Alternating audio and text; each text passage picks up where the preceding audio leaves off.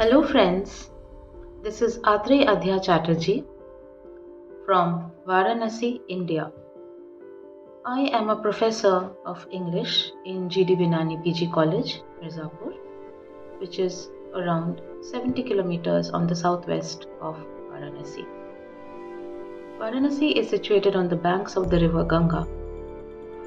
And this year's Panorama International Literature Festival's theme is Jalam, or the drop of life. Now, water has been an element that has always inspired poets, writers. This year, 2025, we are also seeing the Mahakumbh happening in Prayagraj, which is next door, almost next district from Varanasi. And crores, millions of people are congregating on the banks of the rivers Ganga and Yamuna and the invisible Saraswati, which is flowing underneath, which is supposed to be flowing underneath. Now, even Matthew Arnold, the English poet, has compared faith to the sea in his poem Dover Beach, where he talks about the sea of faith which lay unfurled like a bright girdle all across the earth. We are again seeing a surge of faith. Ernest Hemingway, in his very famous book The Old Man and the Sea, talks of the sea, where an old man is seeking sustenance from the sea. At the same time, the sea is a protagonist. The sea also becomes something which takes away. Now, water is something so delicate, so gentle. It gives life, but if we do not treat it with a lot of care, with a lot of attention, it can also snatch away that it gives so freely. So my contribution for this year's festival is I'm going to read two poems. The first one is Monsoon Clouds, which talks of the beneficial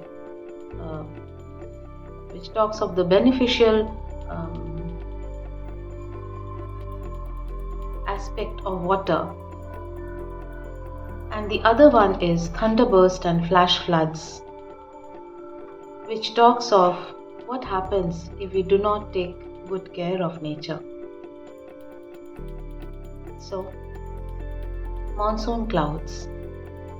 Now, both of these poems have appeared in my collection of poetry, Musing by a River Bank, which has been brought out by Writers International Edition.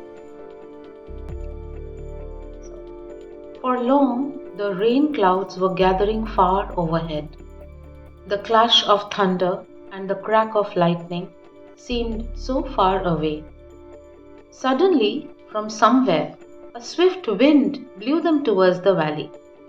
Above the houses, over the treetops, they thundered and fell down as rain. It rained and it rained on the leaves, ferns and grasses, and even on little shy flowers peeping under the foliage.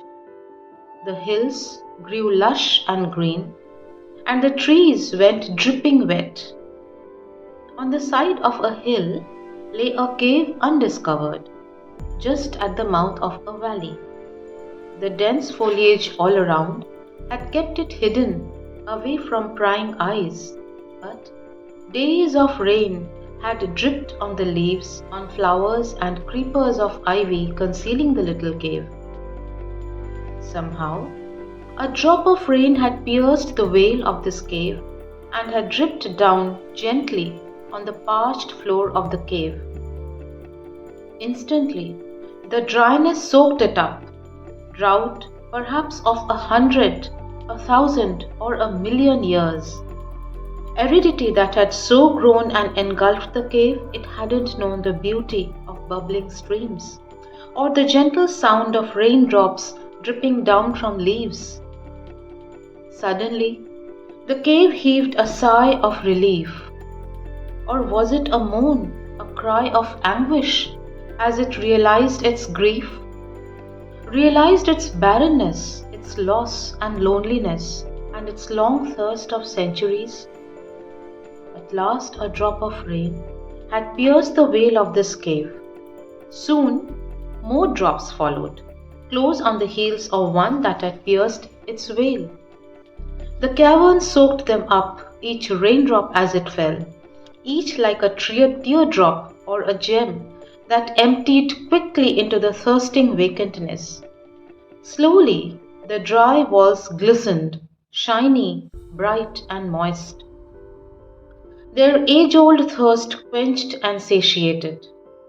And so it rained and rained, till a trickle gathered at the floor of the cave that grew into a pool of crystal clearness.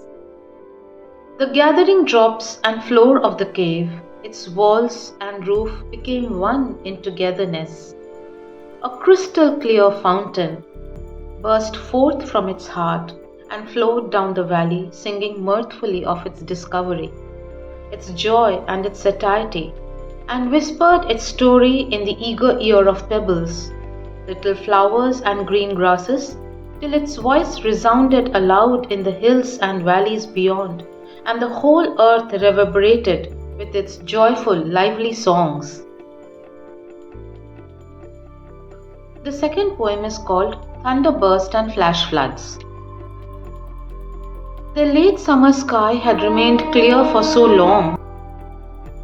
The sudden gathering of storm clouds, the clap, the thunderburst, took everyone by surprise. The rain poured down in sheets, drenching everything in its way. The rain-soaked clothes of the frail old man clung to his body like a coat of chainmail, like bands of iron clamped on his skin, almost smothering his breath. This was the least he had expected.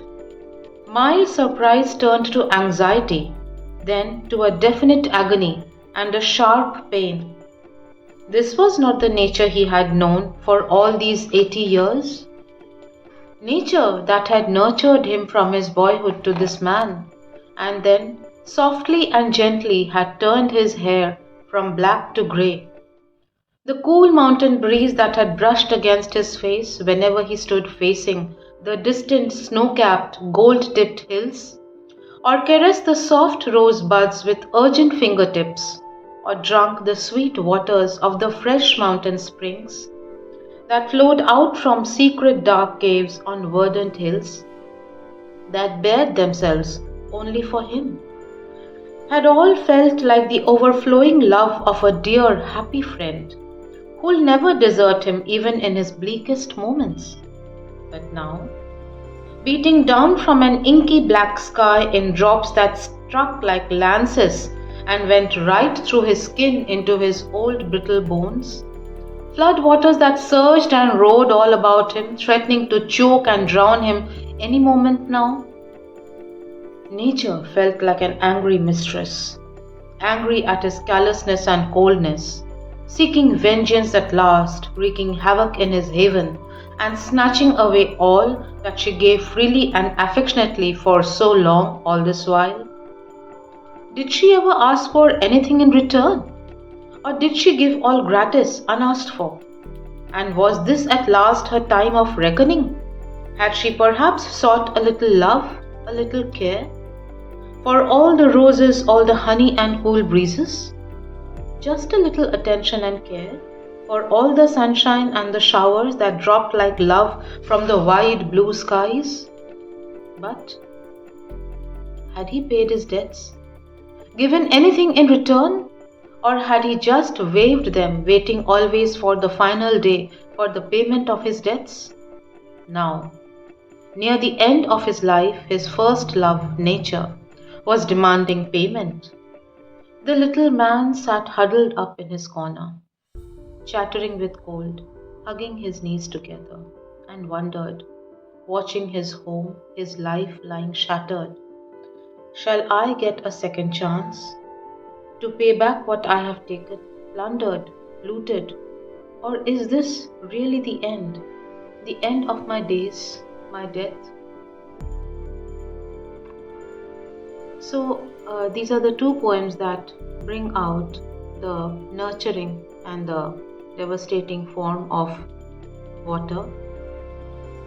Incidentally, in India, we call the Milky Way as Akash Ganga, which is the river of the sky or the river of space.